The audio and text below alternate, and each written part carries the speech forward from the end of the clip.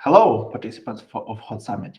We're glad to be here and take part in this event for the third time in a row. As the activation team knows, Kontur have helped to start new campaigns by providing Hot with specialized tools that help make decisions faster. Last year, we got a lot of valuable feedback from the community after a similar session.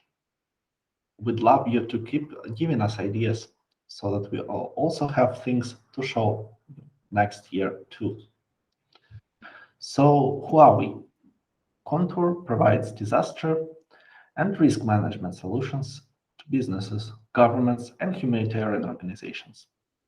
We have development offices in Belarus, Poland, and the USA. Hi everyone, my name is Kate. I'm a product manager at Kontur and I'm working on Disaster Ninja, the tool we are going to present you today. I'm also responsible for Kontur office in Poland. And hi, I'm Darafei, head of product at Kontur. I'm managing the Belarus office and also taking part in OpenStreetMap community for the last 13 years already. Recently, I started to take part in PostGIS project. We are here to talk a little bit about what we did this year in Disaster Ninja. If you are not part of the activation team, you may have missed Disaster Ninja. It is a tool that we created to support HOT with a faster activation process. To use Disaster Ninja, you can either go to disaster.ninja in your web browser or get a real-time notifications by joining Disaster Alerts channel on HOT Slack. Initially, Disaster Ninja was created only to support the activation protocol. It allows the activation team to size up the disaster response and decide whether they want to create projects in Tasking Manager in minutes instead of hours. Thanks to the feedback that we got from you during this year, we understood that this tool is also used in a way that we did not imagine initially. People use it to create mapping campaigns, even in cases when there is no natural disasters. Today, we are releasing a preview of next generation of Disaster Ninja. We would like to walk you through the improvements and new capabilities and get your feedback. The core decision-making enabler in Disaster Ninja is our collection of ready-to-use analytical layers. The way we show them is via bivariate visualization that allows you to see two things at once on a single map.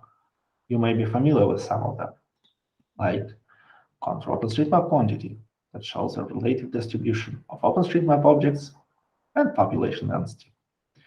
It helps to draw attention to the populated places with a lower than expected OpenStreetMap coverage. There are also specialized versions of this layer that show building quantity and road length, because buildings and roads are the critical data during disaster response and help identify where the people are that need help and the ways to deliver the help to those in need. These are typically the priority mapping tasks during hot activations. Some places, like Thailand, have a significant difference between the building and road OpenStreetMap coverage. So using just a basic OpenStreetMap quantity layer might be tricky there. But to enable these layers, we had to create a custom global population density dataset. We also try to keep it up to date. Initially, it was based on the data from Facebook and the European Union GHS project. Last year, we improved it by adding data from Microsoft Computer Vision mapped buildings and Copernicus Global Land Cover. And of course, we use OpenStreetMap in the mix. This year, we've seen a lot of new data that we were able to integrate into it. Thanks to our users, we've learned that there is a New Zealand buildings dataset. Microsoft released the Australia buildings, and some of our commercial customers help us improve their regions of interest, like Abu Dhabi. And of course, we've updated the OpenStreetMap data. The latest version of Kontur population is available on Humanitarian Data Exchange for you to use, if you want to use it in your own analysis. But going back to analytical layers, the OpenStreetMap mapping activity. When creating a mapping project in a task manager, you need to decide whether you can ask the newly joined mappers to participate in the region, or you want the more seasoned mappers who can map in a little bit more predictable way. You likely don't want to interfere with the local community if one exists there. So this layer helps you understand all the spots with an active local communities are highlighted in green. The antiquity layer is useful for understanding where people are actually looking at the map and if the map data there might be due for updates. It shows how old the OpenStreetMap data is in a given region and how many times users have viewed the OpenStreetMap in that region for the last 30 days. Identifying the least edited but the most popular areas can help prioritize the update efforts. This year, we're also starting to build a collection of layers that show you different kinds of risks. The first one is called Kontur nighttime heatwave risk. It raises awareness about global warming by showing all the regions where people can't sleep at night without air conditioning already. These regions will grow with the global warming going on.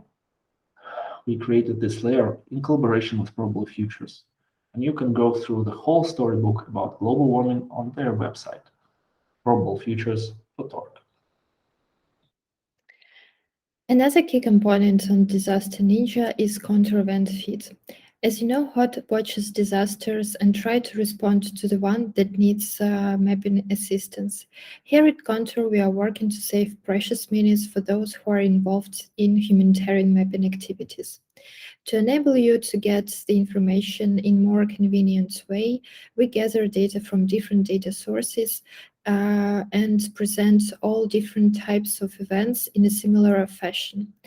Recently, we made Kontur event feeds available for the community in the form of the API. Now, to develop your own tool with the help of this data, you can just go to kontur.io and access the request to the API. We use Kontur event feed to show all hazards happened within the past 4 days in the panel with disasters on Disaster Ninja. In this year, we adjusted the disaster panel to be more accessible to the users. HOT, as the name suggests, prioritize humanitarian response, and now we show disasters with the highest number of exposed people on the top of the panel. We still show you the disasters that we know about that happened in the last couple of days. The mapping community resources are limited, and it's impossible to create a manageable project for more than 5,000 square kilometers in Task Manager. For you to get the idea on how hard it will be to map the region, we report the settled area within the affected region. A large area of the planet is still unmapped in OpenStreetMap. We report a percentage of such areas as gaps. You can get an idea whether the map will be created from the scratch or you need to update the information. You can receive the new event updates live via Slack notifications. Just go to Hot Slack channel and subscribe to Disaster Alerts channel and just have a look. All the notifications you can find the same information we presented in the panel with disasters on Disaster Ninja, but in a short way. As we can't show map in the text, we spell out geocoded location. Total population in the region and area that you likely need to map are shown there too.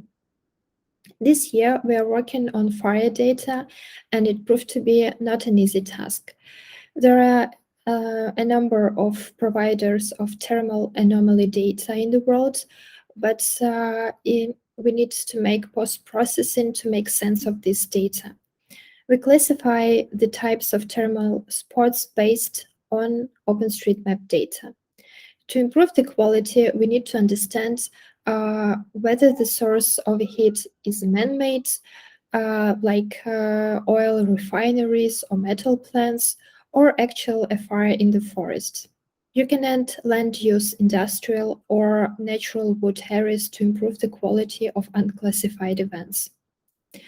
On the previous HOT Summit, we received a lot of positive feedback from you, and we highly appreciate it. We received great feedback from the Indonesian mapping community and the team who was responded to COVID-19 on different kind of projects that were executed with the help of Disaster Ninja. These projects are not like a typical disaster response, but rather a preparedness mapping. The disaster outlines were not of a big help to them, though our analytical layers were. To support such use cases and to help community prioritize their work, we present a new operating mode on Disaster Ninja.